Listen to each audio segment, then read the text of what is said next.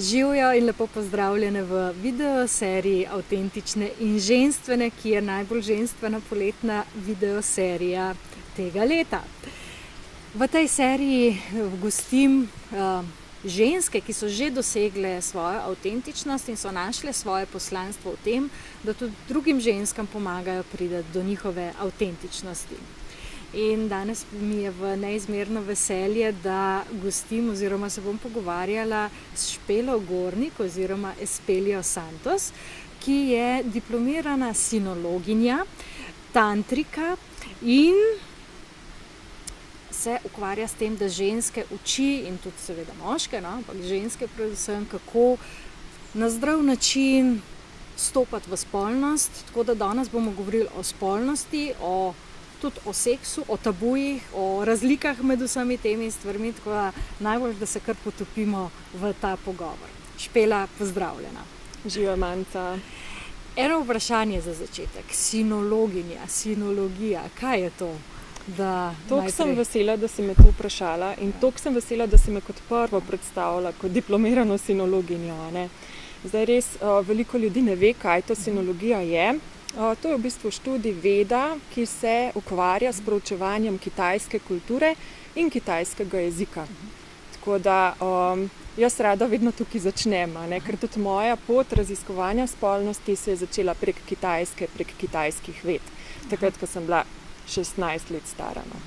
Ja, ti si začela že zgodaj, ti si pri 16 se začela zanimati za vse te tudi energije in vede in znanja in vedenja, kar ljudje običajno šele potem in kasneje, ki jih neki udar v življenju ali kakšna bolezen ali kaj takega ugotovijo, da obstaja še kaj drugega kot medicina, ampak tebe pa to že od začetka zanima. Tako je.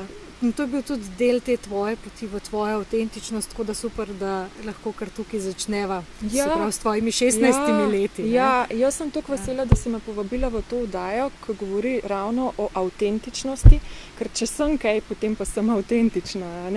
Nekako vedno grem po tisti svoji poti, že od majhnega naprej, res se vmes tudi iščeš, ampak ravno to sem ti želela povedati. Kultivacija spolne energije je bila vedno v povezavi z gojenjem avtentičnosti v tebi, tudi na Kitajskem. Tako da sem zelo vesela, Manca, da tudi sama pripravljaš v bistvu seminarje in ženskam pomagaš odkriti njihovo avtentičnost. To je zelo pomemben in zdi se mi zelo pomemben, da se povezujemo vsi taki, ki ste združeni. Kako pa, recimo, ti imaš zelo dober vpogled v kitajsko kulturo, tudi, ker si tudi tam v bistvu se izobraževala in živela. Tako, in delala. In delala, seveda. Kaj je tisto, kar tam drugače gledajo, kar tam drugače vidijo, pa mi mogoče tukaj na Zahodu ne vidimo oziroma počasi zdaj začenjamo dojemati? Pravzaprav je drugače vse. Ampak najbolj smešna stvar oziroma žalostna stvar je pa to, da se tudi Kitajska na nek način prisilno prilagaja zahodnemu svetu. Tako da zelo, zelo hitro prihaja do teh sprememb, tako da jaz zdaj težko rečem, ker nazadnje, ko sem bila na Kitajskem, je bilo to 6 let nazaj. Tako da v teh 6 letih se je najbrž 5 toliko stvari spremenilo, da bi težko rekla. Ampak če gledamo v to tradicionalno, če gledamo pa tradicionalno, potem je pa vse na glavo obrnjeno. In potem imamo v bistvu idealno priložnost, da opustimo te vzorce, ki nam jih je naša lastna kultura nekako vgravirala v nas in se priučimo mogoče še kakšnih drugih vzorcev, vidimo, kaj je tisto, kar smo mi, kaj je tisto, kar nam kultura daje, kaj je tisto, kar so nam starši dali.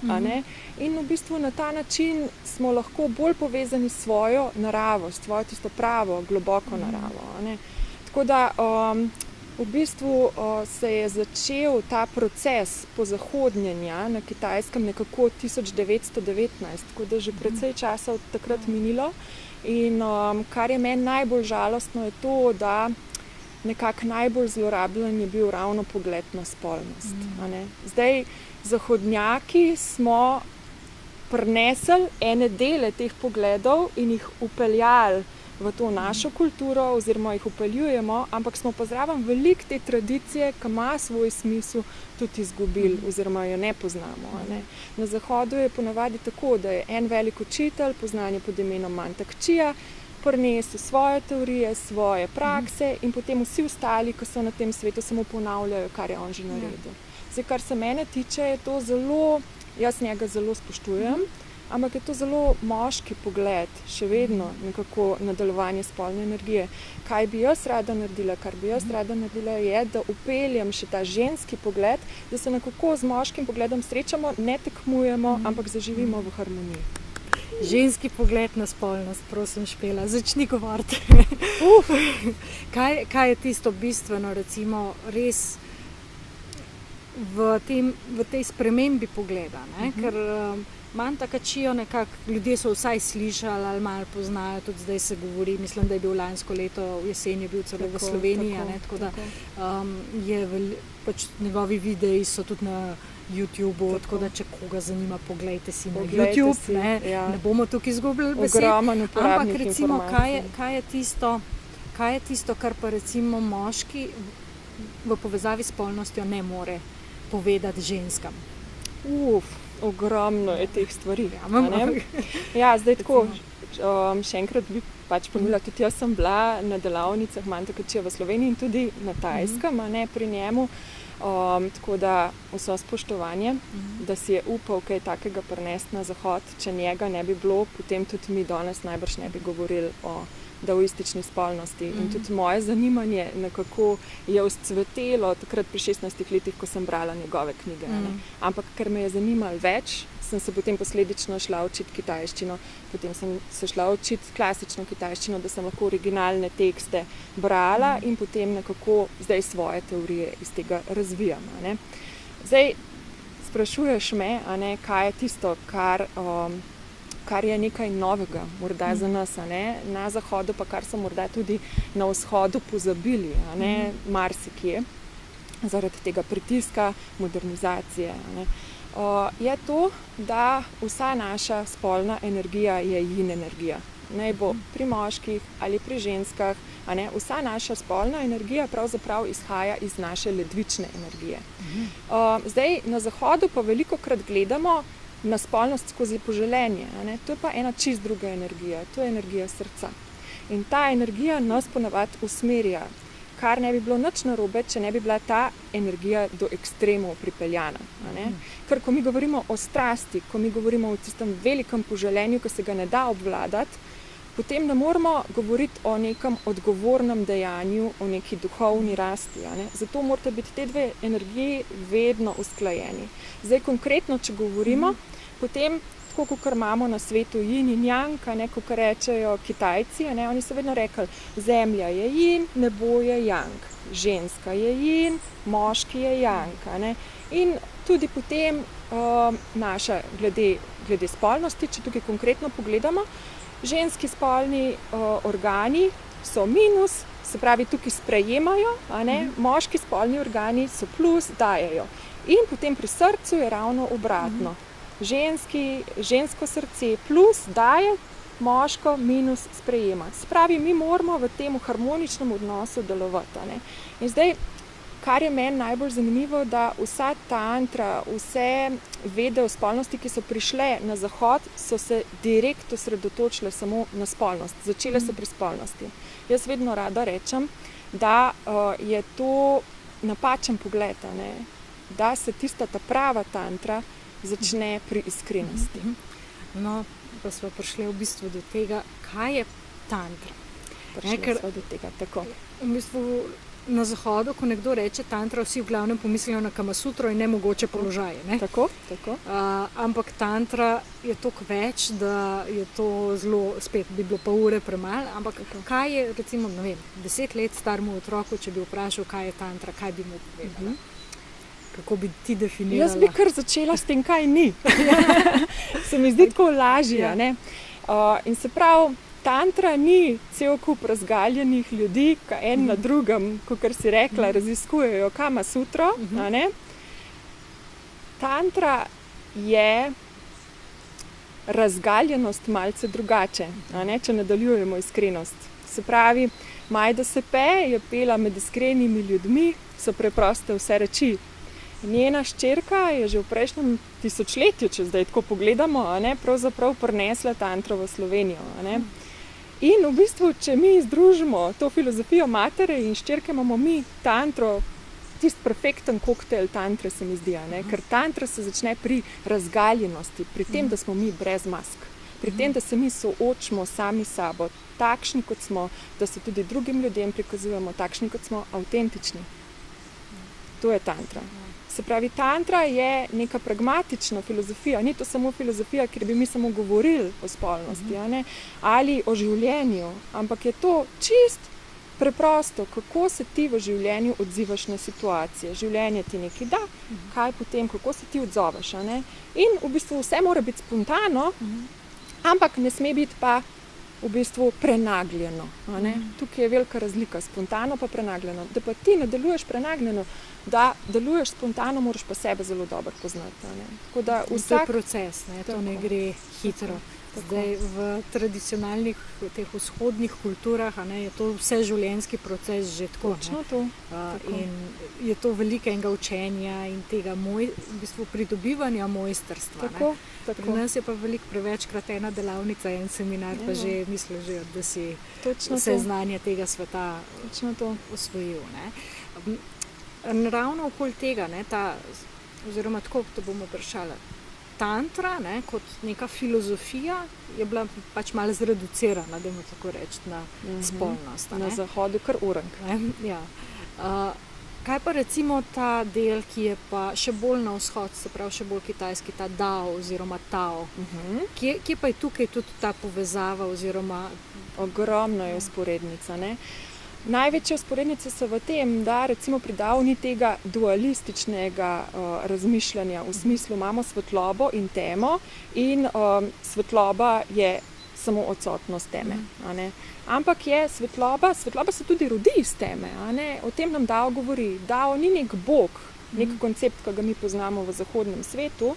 Dao je tako tisto bistvo vesoljstva, kot tudi moralna substanca vsakega človeka. In tukaj je pomembno. In tukaj zdaj tudi, če se nanesemo spet in na življenje, in na spolnost, je v veliki meri od tega odvisno tudi, kako mi moralno delujemo, da smo odgovorni za svoje dejanja, da ne prelagamo odgovornosti na druge. Ker v zahodnem svetu zelo velikokrat nam ta Bog prav pride. Prav zaradi tega, da prelagamo to odgovornost danes na marsikoga, na svoje zdravnike, na svojo familijo, na pravzaprav vsakega, ki naredi nekaj, kar nam ni všeč, kar se ne pač sklada z našim dojemanjem realnosti. Medtem ko pač na vzhodu, recimo v temu Dao, je Dao vedno nastopal v povezavi z Dejem, kar pomeni konkretna pot posameznika, da se nekako sklada za strukturo vesoljstva. Kar najlažje ti obrazložim tako, opazujemo preko recimo letnih časov. Ko je poletje, ne boš jamril, koliko je vroče, ker je poleti vroče. Ko je zima, ne boš jamril, koliko je mraz, ker je po zimi mraz. Pač Kitajci, da sprejmeš v bistvu to, kar je in s tem se prilagodiš. Se prilagodiš. Zdaj mi, zahodnjaki, bi pa velikokrat radi te zunanje dejavnike prilagodili sebi. In na ta način škodujemo naravi, in dolgoročno tudi sebi delamo škodo na ta način. Ker se na ta način odmikamo od svojega bistva. Imamo to naravo, imamo svojo naravo. Kaj pa recimo, te razlike so tebi zelo poznane tudi zaradi tega, ker hodiš okoli po svetu in učiš. Ti delaš in s Kitajkami in v Londonu, ko delaš s celim svetom praktično, ker je takšna metropola, in potem v Sloveniji, tako da imaš en tak vpogled v te razlike oziroma podobnosti. In prej sva ravno govorili, da ena taka podobnost so tabuji, vsi jih imamo, ampak so drugačni. Kaj bi recimo tukaj lahko povedala, da mogoče odprejo tudi slovenske ženske malo, jaz rečem, svoje čakre in pogledajo širše oziroma da si mogoče dajo, da jim daš misliti. Jaz bi kar en svoj tabu zdaj odstrla. Namreč jaz sem začela delati v tujini kot predavateljica, kot terapevtka in se kasneje začela obračati proti Sloveniji. In če povem po pravici, imela sem en tak velik strah pred Slovenijo. Vedno sem mislila, da se bom mogla pomanjšati, da bom slišana. Ampak potem, ko sem pa začela delati z Slovenkami, sem pa odkrila, zelo mi gre kar mraz takole gor,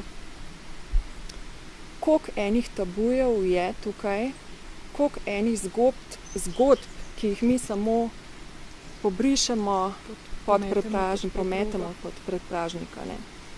In te stvari tam ostanejo.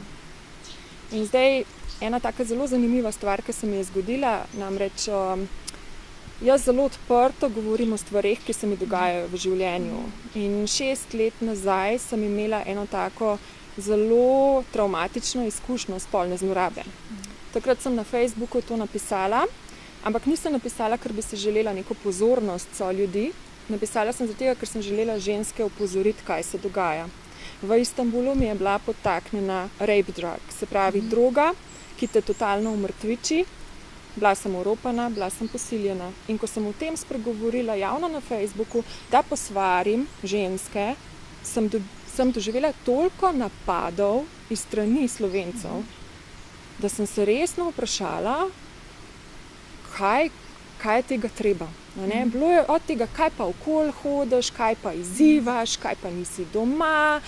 In jaz se v bistvu sploh nisem zavedala do zdaj, ko sem začela delati dejansko za Slovenkami, koliko pomembno je, da se o teh stvarih govori. Šele danes, ko se s tem soočamo tudi v Sloveniji, ko ti sredi belega dneva lahko nekaj potaknejo, ko greš na kavo ob Ljubljanici, slišimo take zgodbe, ki so na resnični podlagi. In dejansko s tem, ko sem jaz to spregovorila, se je sprožil en tak val žensk, ki prihajajo v bistvu v mojo bližino, in kar jaz ugotavljam preko mojega dela v Sloveniji, je, da je toliko spolnih zlorab, ki se dogajajo celo znotraj družine, o katerih ženske molčijo, nikoli ne spregovorijo. Mogoče je to celo bolj problematično, ker je veliko bolj pogosto. Pač po mojih izkušnjah, ki jih imam, to je toliko pogosto, da je že skoraj neverjetno, da je koliko pogosto. In zakaj je to toliko pogosto? Ker se o tem ne govori. Ker se ženske bojijo spregovoriti. Ampak to, da spregovorijo, je samo prvi korak. S tem dajo, v bistvu ozavestijo travmo. Ampak ta travma ostane znotraj njihovih teles. Tukaj potem jaz skočam, tukaj pomagam z terapijami bodyworka, energijskim healingom, ki ga počnem. Ampak kar sem želela povedati je, da sem zelo hvaležna Mileni Miklavčič, morda poznaš njeno knjigo. Ja, fantastično.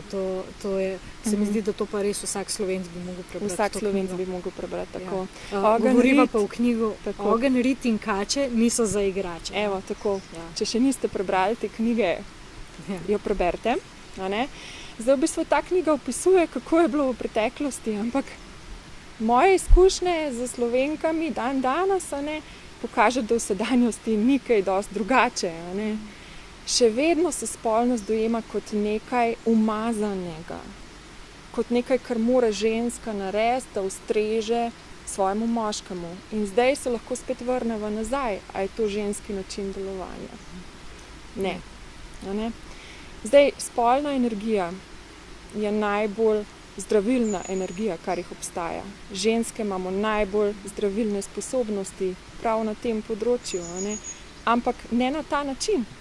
Se pravi, če bomo same to dojemali kot nekaj umazanega, če bodo moški to dojemali kot nekaj umazanega, tukaj spet se neka dvojnost ustvari, med čistimi in nečistimi ženskami, s katero je tudi veliko pogojeno, in zaradi tega se tudi veliko žensk ne upa spregovoriti, kar je blesarija. Zato, ker v bistvu tukaj samo govorimo o erotiki, ki je neka oblika transgresije, nekaj prepovedanega, ki zaradi tega, ker je prepovedano, privlači ljudi, da se v to spuščajo. Kje je tukaj odgovornost? Odgovornosti ni. Kje je tukaj zdravilnost? Zdravilnosti ni. Tudi razumevanja ni, na ta način. Tudi razumevanja ne. Tako da tukaj je Tako da tukaj gre za veliko odstret pravzaprav. Prvo je treba te stvari odstreti, da lahko potem počasi te stvari spreminjamo. In temu so namenjene tudi tvoje delavnice, Ena bo zdaj v septembru, oziroma prva v Sloveniji, če sem... Tovrstna. Ja. Tako. Ja. Tako da najboljš, da te spremljajo na tvojih, pa bomo tako. potem povedali na tvojem Facebooku oziroma spletni strani. Še ena stvar, ki si prej omenila, oziroma zdaj, ko že govoriš tudi o zdravilnosti spolne energije. Ti delaš tudi eno posebno tehniko, ki se imenuje emotional healing, ne? Ja, emotional detox. Emotional detox, ja. Kaj je to? Ja. Dobro, čustveno razstrupljanje, razumem, ampak kaj je to? Kako se smešno to sliši v slovenščini. Ja. Kaj je to?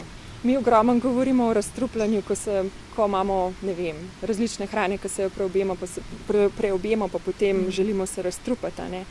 Ne zavedamo se velikokrat, kaj se dogaja z čustvi, ki ostajajo znotraj nas, s katerimi ne popucamo sproti.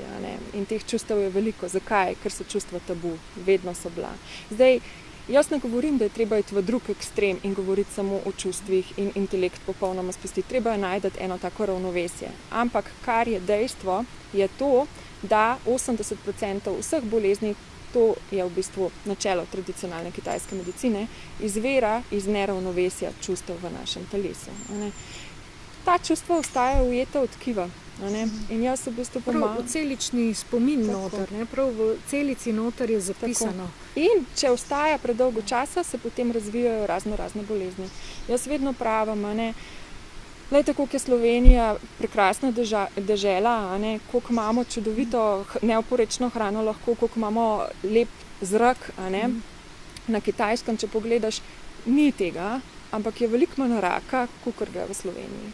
Zakaj je to raka tukaj? Velikokrat tudi zaradi tega, ker se ne znamo soočati z vsemi temi čustvi, ki jih kako pa recimo se lahko soočiš, ker ljudje z nekim razlogom tlačijo svoja čustva, z nekim razlogom jih ne upajo podoživeti oziroma ozavestiti. Kaj recimo ena taka zelo pomembna stvar je varen prostor, ki ga terapevt lahko ustvari. To je najbolj pomembna stvar. In še ena stvar mogoče, ker pač obe sva terapevtke, tako da se s tem obe srečujeva, ljudje potrebujejo nekoga, ki jim bo ta prostor držal, težko je iti sam čez to. Tako. In tukaj potem uskočimo mi, vsaka na svoj način delovanja. In kakšna je ta v bistvu emotional detox tehnika oziroma terapija, ki jo ti izvajaš? Zdaj jaz ponavadi vedno začnem z abdominalno masažo, se pravi, to je masaža trebušnega predela. To je v bistvu edina masaža, ki se izvaja dejansko tam, kjer se naši notranji organi vsi nahajajo. Zdaj, Kitajci pravijo, da največ teh zastalih čustev, se sicer v vseh tkivih, v vseh mišicah zadržujejo, ampak največ jih je znotraj naših notranjih organov. Tako da v bistvu preko te masaže grem na sam ta center in poiščem ravnovesje, vzpostavim ravnovesje. Tako da tukaj potem velikokrat ni treba sploh mentalno ozavestiti svojih travm, ker pridejo ven že samim delom na trebuhu. To je naš v bistvu center, kjer tkemo vse vezi z soljudmi. Tako da je pomembno, da imamo to prepucano, da potem lahko tudi mi pristne medsebojne odnose sklepamo. Potem naslednja oblika terapij, ki jih izvajam, je pa emotional detox through Dao and tantric bodywork.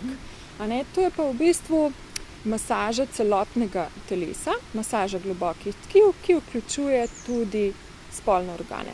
Zato, ker tudi v spolnih organih se nahaja ogromno potlačenih čustev.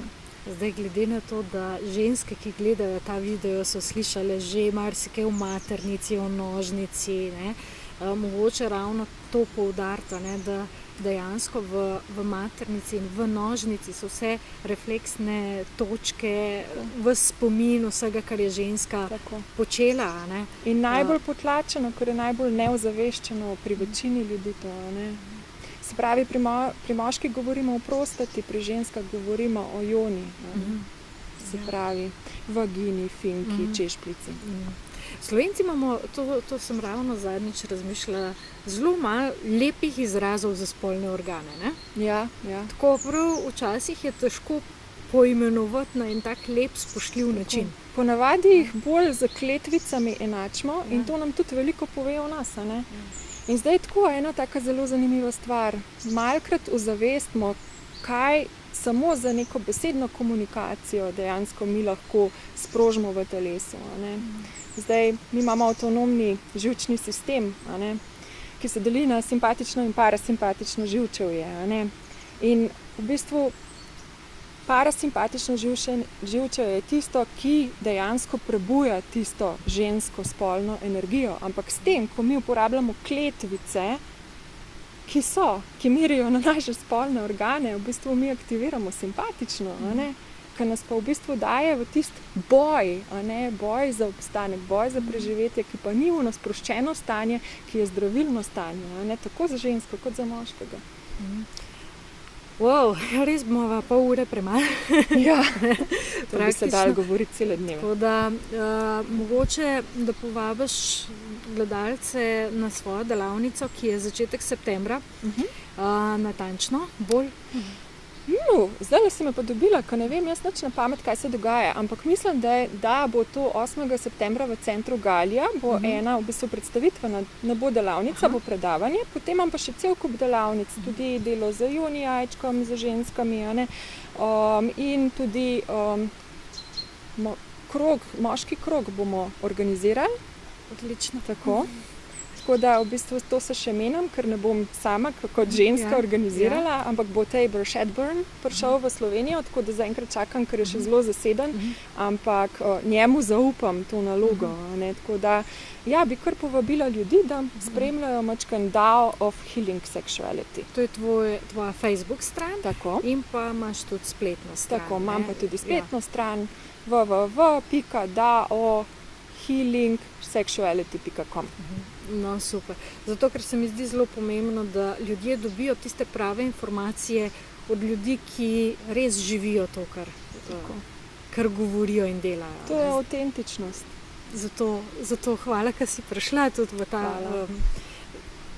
ta pogovor oziroma v to družbo teh avtentičnih žensk, ki zdaj čez poletje podajajo svoje informacije, vsaka na svoj avtentičen način. Ne? Mogoče čist za zaključek še, kaj bi recimo predlagala oziroma kakšen nasvet, dajmo temu tako reči, bi dala ženskam, kaj lahko same recimo naredijo doma, ker vemo v Sloveniji vsi neki sami, ker sami najbolj švejo, ne? Ampak vseeno, da lahko nekaj naredijo zase, tako mogoče na dnevni bazi, mečkan nasvetek. Ta bo zdaj zelo radikalna, kaj bom rekla. Samo negujte se, prevod, samo zadovoljujte se. Ko boste same poznale sebe, bojo tudi moški vas poznali take, kot ste. A ne? In boste veliko stvari na ta način odstrle. Da damo ta tabu stran in začnemo tukaj. Wow. To se mi zdi, da je ful pomemben. Ravno zato, ker če ženska sama sebe ne pozna in svojega notranjega doživljanja, pravzaprav, ne, potem bo tudi, ko bo z moškim težko prepoznala pravo energijo. Nikoli se ne bo našla in nikoli ne bo našla tistega pravega moškega za vse. Tako da se mi zdi, da tukaj je treba začeti, da same sebe dobro poznamo, da se povežemo s svojo naravo, da se povežemo s svojim srcem in šele potem delujemo. Špela, hvala za tvoje modrosti, za tvoje delčke modrosti, ker čutim, da je v zadnji tok tega, da bi res rabile celodnevno pogovorno oddajo. Naslednjo. V glavnem najboljše je, da te spremljajo, ker itak objavljaš, kaj delaš in da si dovolijo in se opogumijo in pridejo s svojimi vsemi travmami, ki jih imajo po zdravljenju. Tako, dobrodošli, ne? Treba se kar potruditi, ker se glih ne oglašujem urank, ne? Ampak res dobrodošle vse in dobrodošli vsi, ki ste pripravljeni, ne?